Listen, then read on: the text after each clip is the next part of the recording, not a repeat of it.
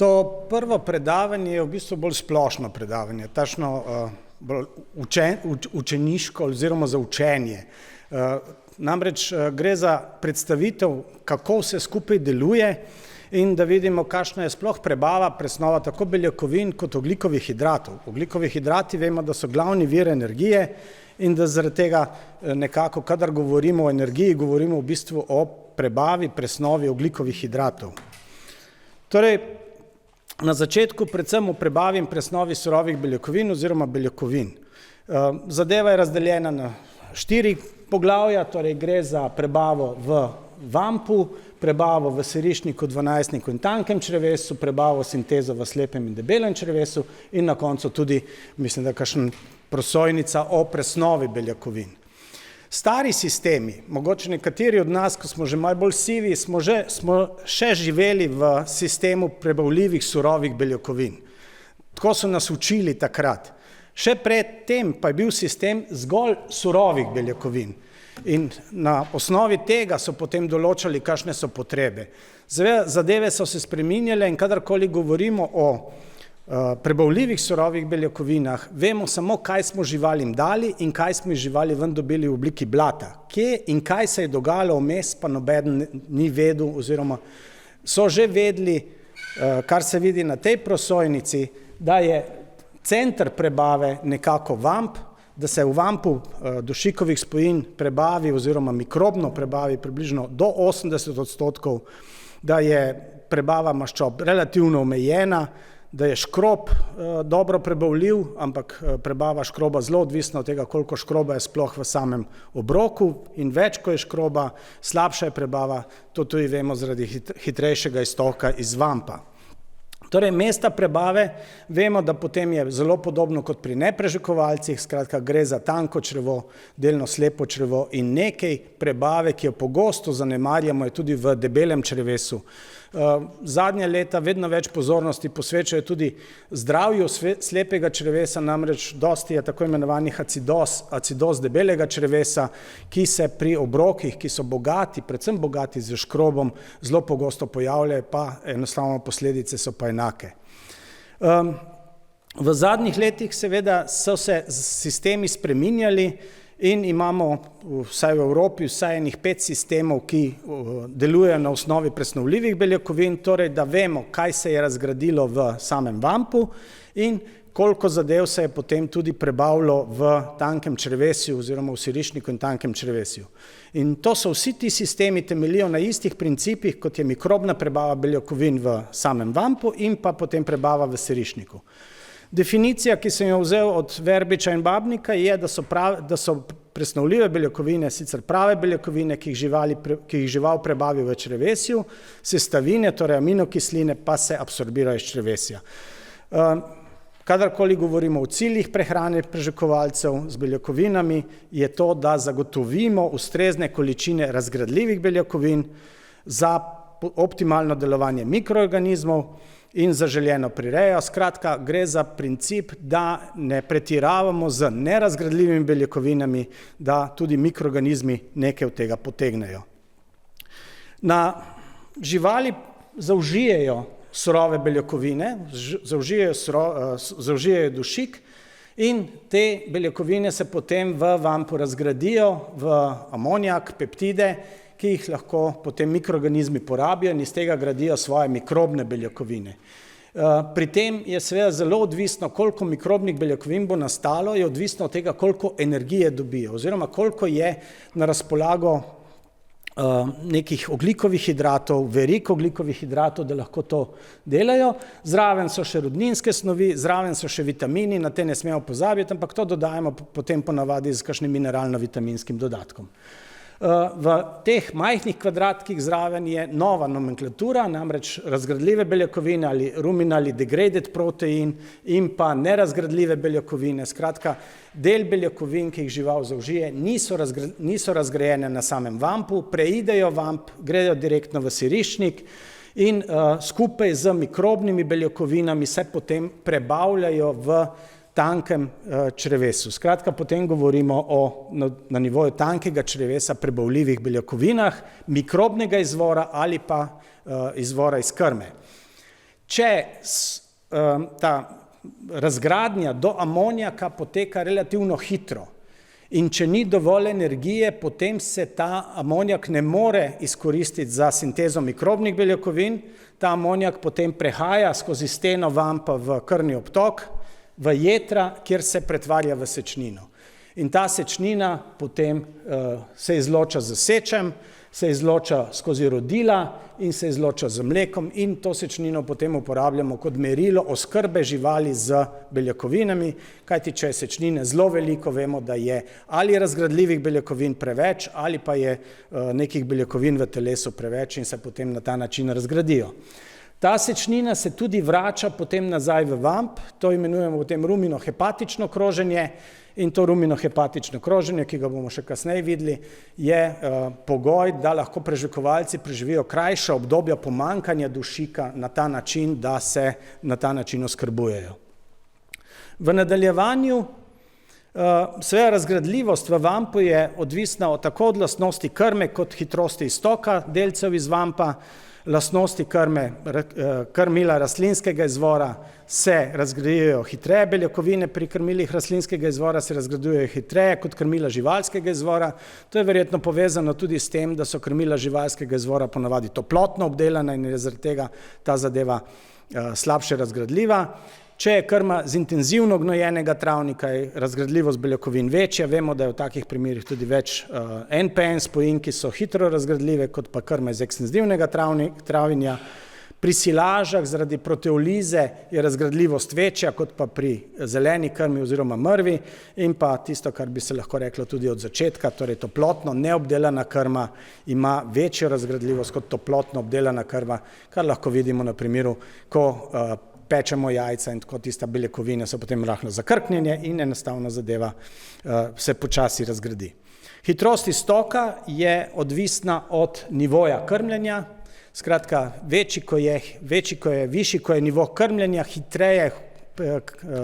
hranljive snovi prehajajo skozi vamp, večja hitrost iztoka, manj časa imajo mikroorganizmi za tako krmo razgraditi, skratka, večje potem se delež nerazgradljivih beljakovin poveča, kar bo tudi vidno potem iz tretjega predavanja, da je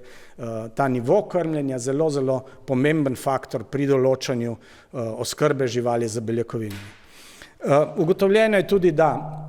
temperatura okolja vpliva, skratka pri nižji temperaturi je večja hitrost iztoka, to pa verjetno zaradi tega, ker živali, ki jih malo zebe, več pojedo in zaradi tega je potem iztok hitrejši. Kakšni so deleži beljakovin? Vidimo, da beljakovine se same zelo, zelo razlikujejo med sabo po svoji razgradljivosti. Zelo malo nerazgradljivih beljakovin ali zelo veliko razgradljivih beljakovin ima sečnina, praktično sečnina je 100% razgradljiva, raztopi se, oves, kazein sta tle kot primera, malo ima večina krme, ki jo uporabljamo v prehrani, skratka malo nerazgradljivih beljakovin, srednje veliko so kakšne bučne pogače, toplotno obdelane že, tudi koruza ima relativno veliko nerazgradljivih beljakovin, pivske tropine in pa to, kar je z rdečo označeno, ribja moka, mesna moka, torej živalski proizvodi, z rdečo so pa označeni zaradi tega, ker v prehrani prežvekovalcev jih ne sme biti in so prepovedani zaradi bovine spongiformne encefalopatije in enostavno jih ne uporabljamo. Veliko nerazgradljivih beljakovin, lahko rečemo sama taka toplotno obdelana krma, kot je koruzna glutenska moka, krvna moka, pirna moka, skratka ta krmila imajo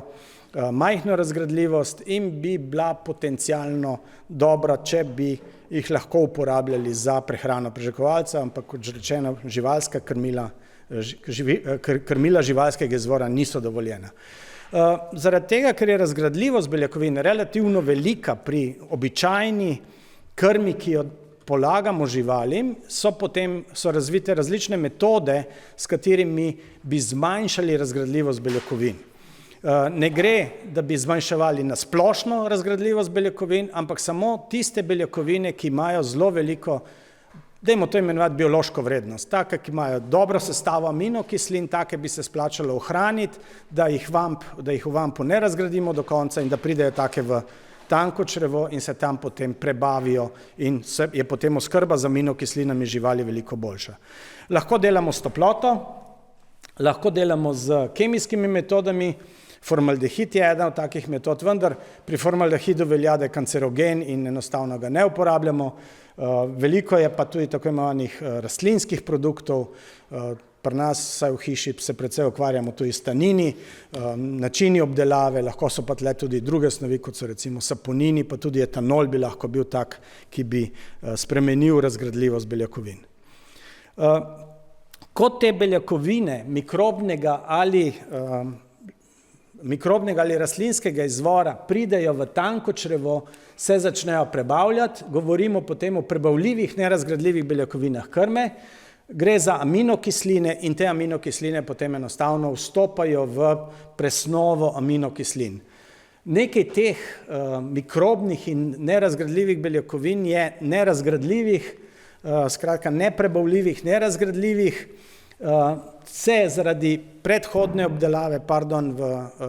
sirišniku kislinske postanejo malo bolj občutljive za mikrobno razgradnjo in tudi v debelem in slepem črevesu poteka razgradnja beljakovin in tvorba mikrobnih beljakovin, čeprav te mikrobne beljakovine potem za žival niso več izkoristljive in jih živali enostavno izločijo iz telesa.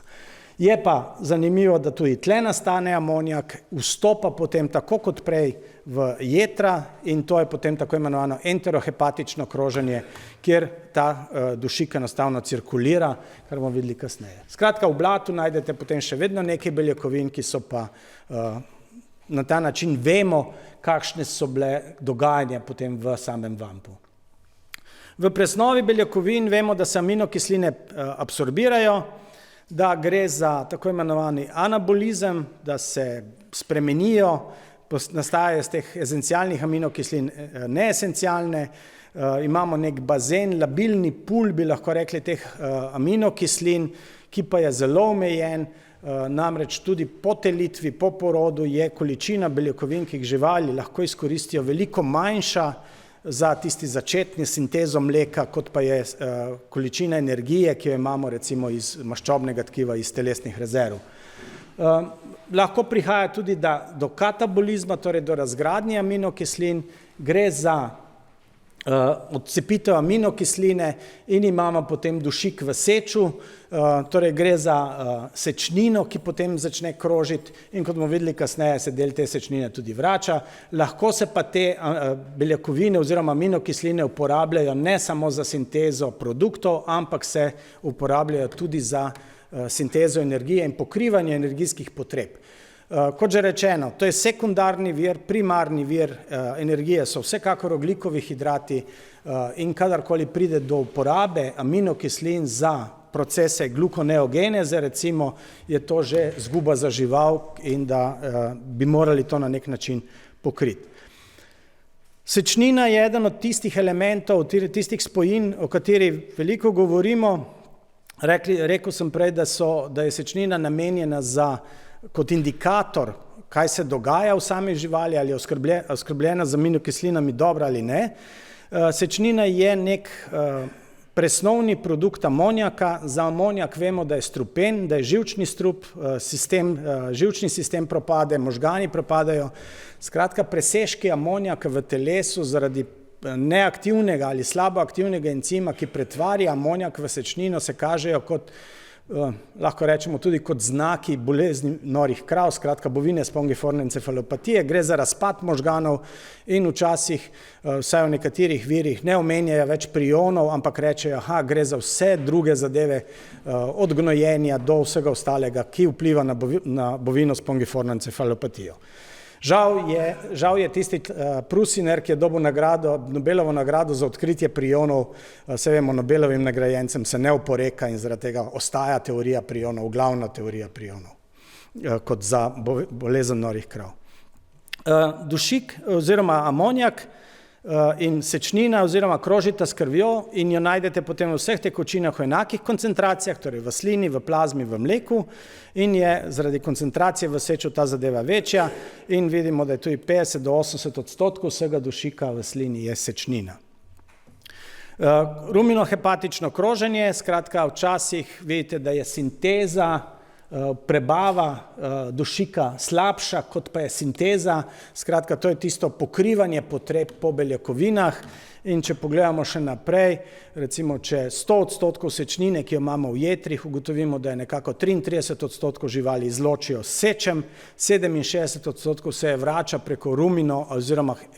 enterohepatičnega kroženja nazaj v različna mesta prebavnega trakta, od koder se pa potem 40% te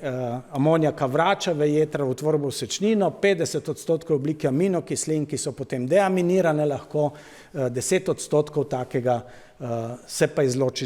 takega dušika se pa izloči z blatom. Skratka, premostitev krajših časovnih obdobij pomanjkanja razgradljivih beljakovin lahko to ruminohepatično kroženje nadomesti, ne more pa nadomestiti kroničnega pomanjkanja samih razgradljivih beljakovin. Beljakovine in energije so med sabo povezane, se prepletajo, zaradi tega je potem smiselno tudi nadaljevati z energijo, kajti če ni energije, ni sinteze mikrobnih beljakovin, energija vpliva na izgube z blatom, če ni energije, seveda ni tvorbe encimov v samem vampu, mikrobnih encimov, ni razgradnja, skratka, ta je vse nekako tak povezan proces, porabljajo se potem tudi glukoplastične beljakovine, torej tiste, iz katerih lahko živali tvorijo potem glukozo. Glukoza je pa eden centralnih elementov, ki je tudi pri prežvekovalcih izrednega pomena. Tudi beljakovine vplivajo na izkoriščanje energije, kaj če ni encimov, ki bi razgradili recimo ogljikove hidrate v vampu, potem tudi ne morete izkoristiti energijo do konca. Energija, podoben sistem, torej gre za razgradnjo ogljikovih hidratov na različnih mestih, različni sistemi, različne vrednosti uporabljajo tlele, ampak če samo pogledamo tole, ugotovimo, da je vsebnost škroba zelo različna, da je pa razgradljivost škroba od 60% pri koruzi sirku do 90% pri pšenici in zaradi tega ponavadi rečemo, če se krmi velike količine pšenice, ječmena, je nevarnost za pojav acidoze vampa večja, kot pa če se krmi koruza, vendar pri koruzi lahko ugotovimo tudi to, da če je veliko nerazgradljivega škroba v koruzi in to prihaja potem v debelo črevo, lahko potem za koruzo dosežemo kakšno acidozo debelega črevesa, ki pa potem negativno vpliva na celotno zdravstveno stanje živali. Vlaknina, v nevtralnem detergentu netopna vlaknina, vsebnost, vidite, zelo velika, 40 do 80% je ponavadi v sami krmi, razgradljivost je zelo variabilna, od, lahko rečemo, 0 do 100%, ampak ponavadi voluminozna krma, tam 40 do 80%, močna krmila pa od 0 do 90%, odvisno od njihove sestave. Ponavadi pri vlaknini je velik, tako imenovani lag time ali časovni zaostanek. Če se škrob in ostale hranljive snovi začnejo izkoriščati strani mikroorganizmov, takoj ko pridejo vam, pri vlaknini rabijo mikroorganizmi določen čas, da zadevo kolonizirajo, da sprožijo cel proces in se zaradi tega ta zamik razgradnje vlaknine lahko podaljša. Hitrost, če smo rekli pri škrobu do 60% na uro, vidite pri vlaknini nekako do 8% na uro, zelo počasi, zelo malo, pa vendar je ta vlaknina ne samo zaradi potreb po hranljivih snoveh, ima tudi druge fizikalne lastnosti, ki omogočajo normalno prebavo. Gre za prežvekovanje, gre za izločanje sline, gre za puferiranje vampovega sistema. Skratka, vlaknina nima samo funkcije hranljive snovi, ampak tudi funkcijo potem, tako bolj fizikalno funkcijo. Delitev na nevlaknaste ogljikove hidrate in pa NDV, torej pravo vlaknino. Ta NDV je definiran kot tisti del obroka, ki je slabše in počasneje razgradljiv kot škrob, to je Van Sustova definicija, za moje pojme zelo luštna, in kot vidimo tudi tle, tele nevlaknasti ogljikovi hidrati se v vampu razgradijo tam do okoli 95%, skratka praktično vsi nekako zginejo, medtem ko je razgradljivost vlaknine relativno slabša. Skupno obema pa je, da se tvorijo hlapne maščobne kisline. Ob tvorbi hlapnih maščobnih kislin se tvori tudi CO2 in pa metan, skratka tista dva osovražena plina, oziroma vsaj eden od teh je tako osovražen, da zganjamo celega hudiča, da bi to preprečili, da vemo pa še kakšne bodo posledice tega. Skratka, hlapne maščobne kisline se potem preidejo v jetra preko ostalih sistemov, nekaj škroba se lahko razgradi v samem tankem črevesu, živali, preživkovalci imajo zelo omejeno prebavo škroba na samem nivoju tankega črevesa, tako da rešitev, da bi povečali oskrbo z glukozo, s tem, da bi naredili nerazgradljiv škrob ali pa karkoli, ni dobra rešitev, ker ta kapaciteta prebave škroba je zelo omejena in ta neprebavljen škrob potem prehaja v debelo črevo, kjer spet poteka fermentacija in škroba, če bi prišel nerazgrajen skozi, in pa nekako NDV-ja, in potem se tam tudi tvorijo hlapne maščobne kisline, ki pa enostavno za žival niso več zelo izkoristljive in se potem izločajo iz živali skozi blato. V jetrih vidite, da praktično prebava z hlapnimi maščobnimi kislinami je za preživkovalca zelo, zelo pomembna. Skratka, imamo velik del energije, lahko dobimo s hlapnimi maščobnimi kislinami, nekako ocenjeno te kilokalorije pretvorjene v kilojoule, skratka polovico lahko dobimo od tistih potreb po energiji, ki jih ima sama žival, to je po novem s tem sistemu GFA-ju, oziroma če vidite, skratka tudi če primerjamo z NEL, je to kar precejšen delež oskrbe z energije. In zaradi tega so te hlapne maščobne kisline tako zelo pomembne,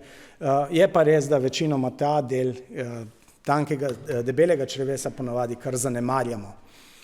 Sinteza hlapnih maščobnih kislin v vampu je zelo velika, približno 100 molov na dan, če živali zaužijajo približno 20 kg suhe snovi, količinsko je to okoli 7 kg na dan, na kar pa vpliva potem obrok, vrsta obroka, zauživanje organske snovi in tako naprej. Večji delež ali večina hlapnih maščobnih kislin se absorbira skozi steno vampa neposredno v kri, neposredno v portalni krvni obtok, samo enih 15 do 50% gre do prebiralnika, pa še skozi prebiralnikih praktično ne pride več kot 5%, da bi rekli v tanko črevo ali pa v siriščnik. Skratka, sinteza ali tvorba hlapnih maščobnih kislin in pa absorpcija teh hlapnih maščobnih kislin je v predželodcih izredno učinkovita, večina jih kar tam zgine in jih potem ne najdemo nikjer drugje. Kaj se s temi beljakovinami dogaja, kaj se s temi hlapnimi maščobnimi kislinami dogaja? Nekako 100% tako ocetne kot propionske kisline preide v portalno veno, preidejo tudi jetra ocetna kislina je glavni vir energije za delovanje mišic srca, medtem ko propionska kislina, vidite, da jo preide v jetra in v jetrih, ponavadi tam 90% propionske kisline se porabi za sintezo glukoze. Preživkovalci so tradicionalno hipoglikemične živali in večina glukoze, ki jo rabijo za sintezo laktoze v mleku, za sintezo, za delovanje imunskega sistema, za delovanje eritrocitov, dobijo iz glukoze in večina te glukoze prihaja iz glukoneogeneze. Majhen delež prihaja iz samega obroka, da bi iz obroka potegnili to glukozo. Skratka, propionska kislina je ena od tistih, ki gre v glukoneogenezo, medtem ko je maslena kislina tista, ki pa se večinoma prebavi kar v steni, portalni steni, služi kot energija za enterocite, torej za delovanje črevesja, kajti te dve stvari bi se v jetrih malo med sabo teple, maslena kislina in propionska kislina bi lahko maslena kislina zelo vplivala na samo glukoneogenezo in narava je že tako rešila, da je ena zadeva poteka na nivoju črevesja, druga pa potem na nivoju jeter. Kot že rečeno, prekurzori, glavni propionat oziroma propionska kislina za glukoneogenezo, nekaj tudi laktata, torej mlečne kisline. Ta mlečna kislina ima lahko tako imani endogeni ali eksogeni izvor. Endogeni je pri delovanju mišic, pri ljudeh je to muscle fiber ponavadi, zastrupitev z mlečno kislino, eksogenega izvora je pa mlečna kislina iz silaž, recimo, in na ta način potem se žival dobi te prekurzorje za glukoneogenezo. So še drugi viri, kot je aminokislina alanin, pa je valeriat, pa izobutirat, pa glicerol in tako naprej. Samo kot vidite, tudi te viri predstavljajo relativno omejene vire. Ne pozabiti gre tudi na glikogen, vendar so tudi rezerve glikogena relativno majhne, nekako 10% mase jeter je glikogen, nekako 1% mase mišic je glikogen in to je zelo hitro hidrolizirano, zelo hitro porabljeno, sploh v kakšnih neugodnih razmerah. Glavni vir, kot že rečeno, hlapne maščobne kisline, propionska kislina in gre za proces glukoneogeneze, glukoza se pa potem večinoma porablja za sintezo mleka in pa za maternico s plodom, predvsem za oskrbo plodu. Vse ostali viri so dokaj omejeni, da bi se glukoza uporabljala za sintezo v maščevje ali pa da bi se glukoza uporabljala za delovanje mišic, zato so drugi viri, tle so prežekovalci oziroma krave v laktaciji zelo dobro razdelili, namreč kolikor se glukoze tvori, ni nobenega transportnega mehanizma, ki bi preprečeval vstop glukoze v vime, medtem ko drugi transportni sistemi so omejeni in so odvisni predvsem od inzulina, ki pa regulira to zadevo v popolnosti. Skratka, inzulin je tudi eden od tistih hormonov, ki regulira, koliko glukoze bo šlo kam, ampak tlele, kot smo rekli, v vime gre 100% to, kar se tvori, mišice morajo delovati pa na ocetni kislini in na drugih virih. S tem sem jaz končal. Kot že rečeno, tako uvodno predavanje, malce mogoče nekdo osvežil, mogoče je to samo kdo ponovil te procese, mislim pa, da so za razumevanje potem nadaljevanje bistveni, kar bo ta še potem Tone pa Tomaž povedala. Hvala.